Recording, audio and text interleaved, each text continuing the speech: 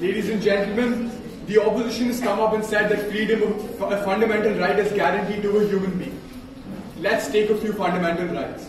A right to freedom, right to freedom of movement, right to speech, right to expression.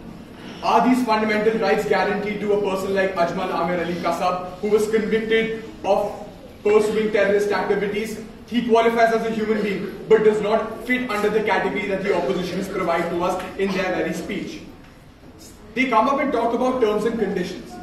The burden of proof on the opposition is to tell us what these terms and conditions are. The first and second speeches have just come up and said that there will be terms and conditions. There will be prerequisites. There will be monitoring under these terms and conditions. But the question that lies is, what are these terms and conditions? Under what liabilities will these apply? To which people will these apply? And considering a broad perspective, that we are not set in a country like India or USA that the opposition is talking examples of Supreme Court, etc. We are talking at a universal level.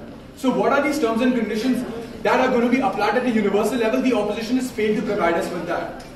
Also, they came up and said that Hillary Clinton and Julian Assange's investigation somehow proved to be worthy. This is related to the state. This is a matter related to the US government. More than that, they talk about Julian Assange spying on people. That's factually incorrect. Julian Assange exposed the government of putting surveillance on the people. He was basically spying on the state, that is the US government. He was not spying on the people. Clearly amplifying our fact that the government actually does monitor its own citizens, and Julian Assange really exposed them. More than that, this stage is set at a broad perspective. We are talking about 7.3 billion people. We are not talking about United States of America, and in United States of America, we are not talking about their very own government. We are talking about their public. Was their public spied by Julian Assange? Absolutely not. Also, their case is completely about governments, etc. Is our government spying on you? Is our government spying on me?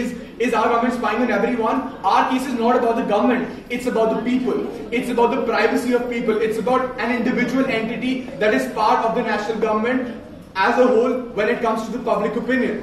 We are the public. We are not the government. They say that government surveillance, etc., etc. We are not talking about surveillance in government. We are talking about surveillance of the people, which they have absolutely proved to be incorrect. More than that, they said the national security interest is protected. Exactly our point. That's what our first speaker came up and defined. National security will be there if we put surveillance with people who are already convicted criminals or are known to have certain charges against them. We defined to the House what the category of people will be used in the case where right to privacy shall not stand valid. But in this case, we are talking about the people at large and not these convicted criminals.